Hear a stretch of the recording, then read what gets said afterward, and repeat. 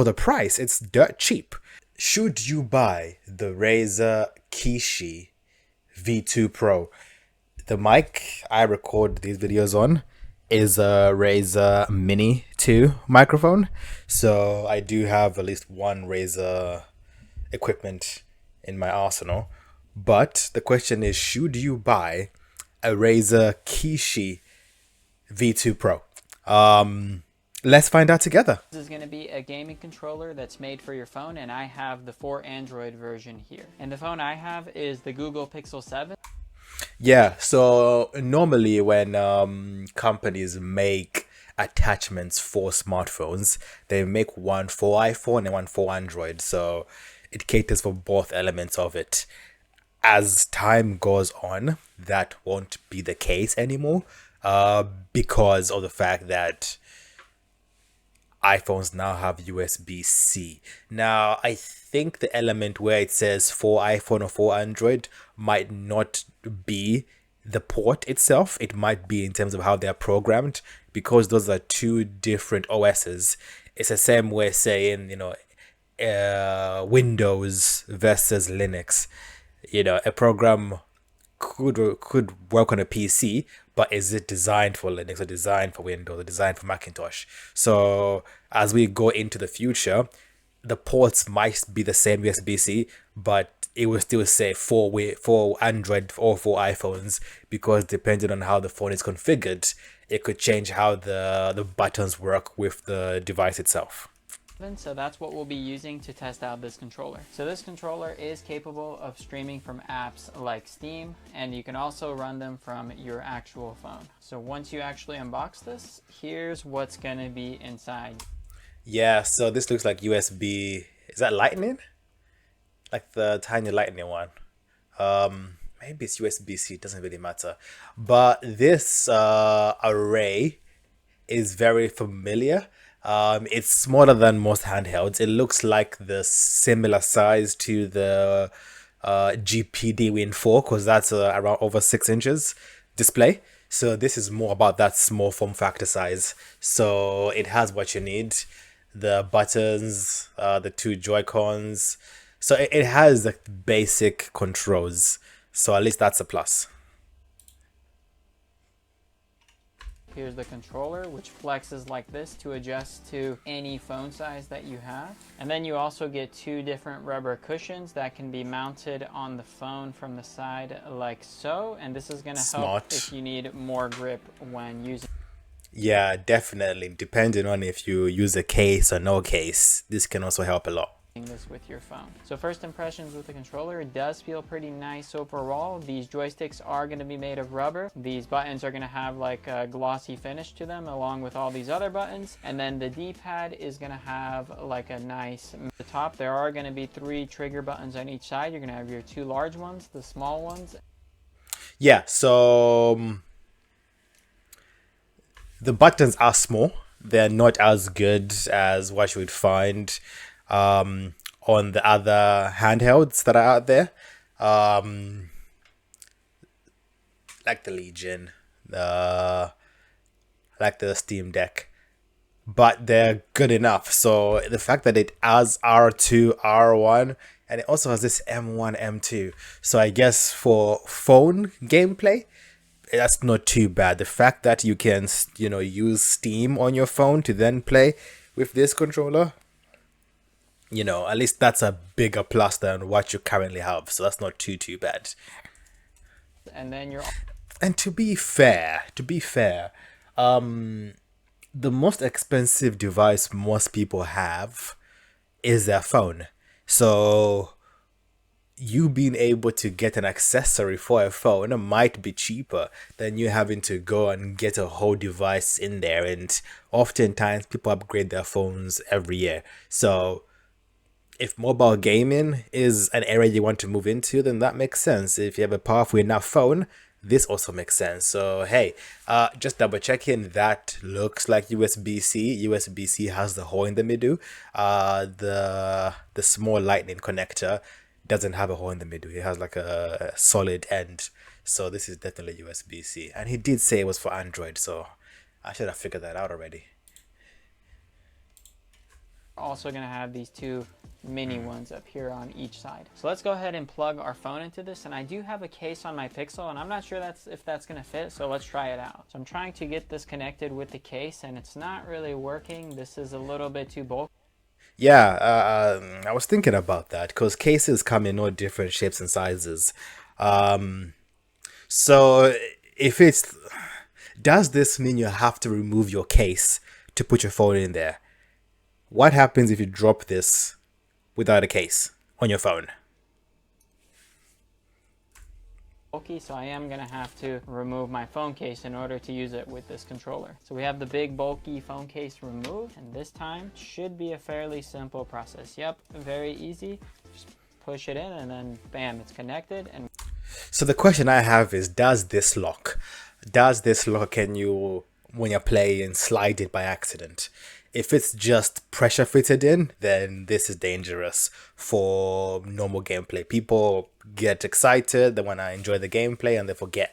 So if this doesn't lock fully, that's a big negative. We're good to go. So this is what it's going to feel like out of the box, and it is going to feel pretty wide for the most part. It kind of feels like a Nintendo Switch, definitely a little bit on the larger side, but I do like having the larger screen. So let's go ahead and get this thing connected with the Razer app, and the app we actually need to install is called the Razer. Okay, that's not too bad. I was thinking that it's gonna work straight through the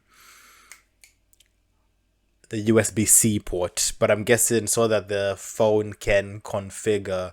So, okay, with phones, whenever you plug in a USB-C cable, the phone has to decide what that means. Are you trying to charge the device? Are you trying to transfer data from the device?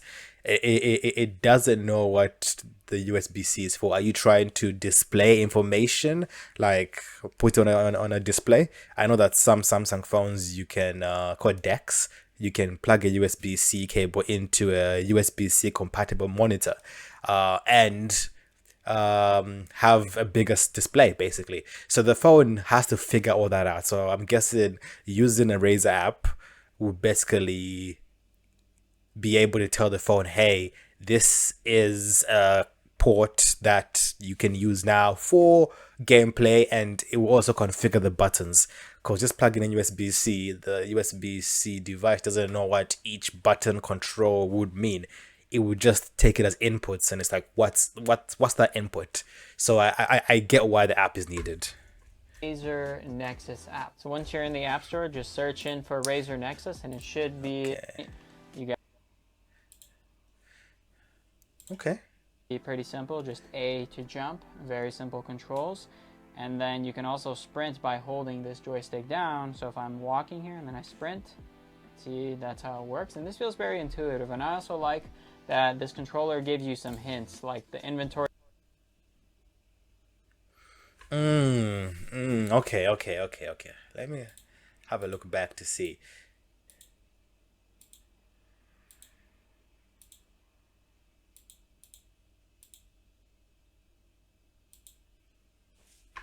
With all your apps, and if you press it again, it kind of goes back to your game menu.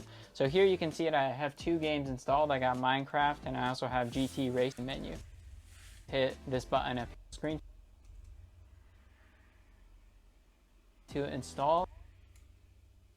Like a Nintendo Switch, definitely a little bit on the larger side, but I do like having the larger screen. So let's go ahead and get this thing connected with the Razer app, and the app we actually need to install is called the Razer Nexus app. So once you're in the App Store, just search in for Razer Nexus, and it should be this little. Why does it have only 3 stars? Why am I guessing? I have an Android phone right here. Let's find out together. Looking at the comments, there's one that I can see here from Christopher. It's on the screen somewhere. Basically, I've seen a few of these as well, saying that one of the biggest downsides is not the device itself, but it's more about the app integration in terms of gameplay. So you can't reorient games from portrait to landscape.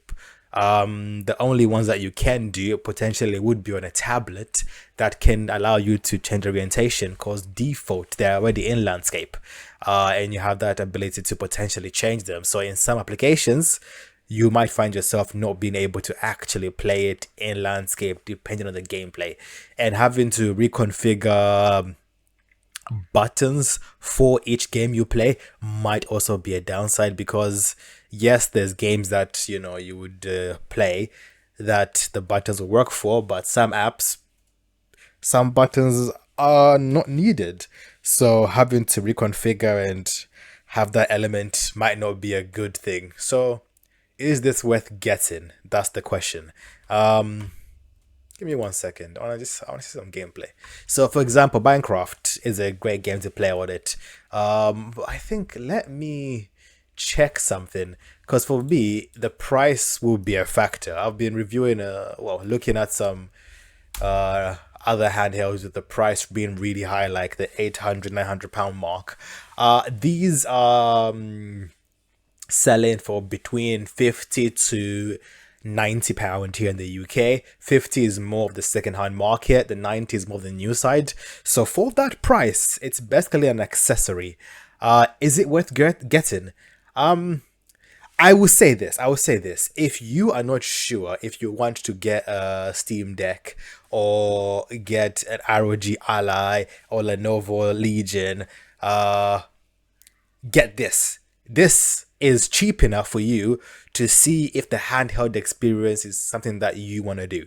If money is tight, you go for a second-hand one for about 50-60 pounds and just get a feel to see, okay, is this experience something I want to invest more into? So my thoughts are, get it to experience handheld gaming.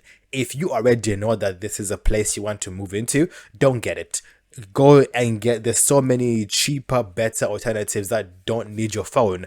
Because your phone runs on Android, not Windows, because and also every single handheld either runs on Linux or Windows.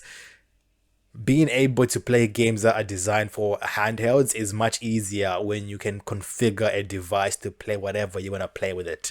So then invest in like a cheap handheld. It's crazy to think that a Steam Deck is cheap. It's not, but compared to some of the latest and greatest out there, it's reasonably priced. But yeah, what do you guys think? Should you buy it? I think so. For the price, it's dirt cheap. There's some phone cases that cost us the same price as this. So hey, like, comment, subscribe. Peace.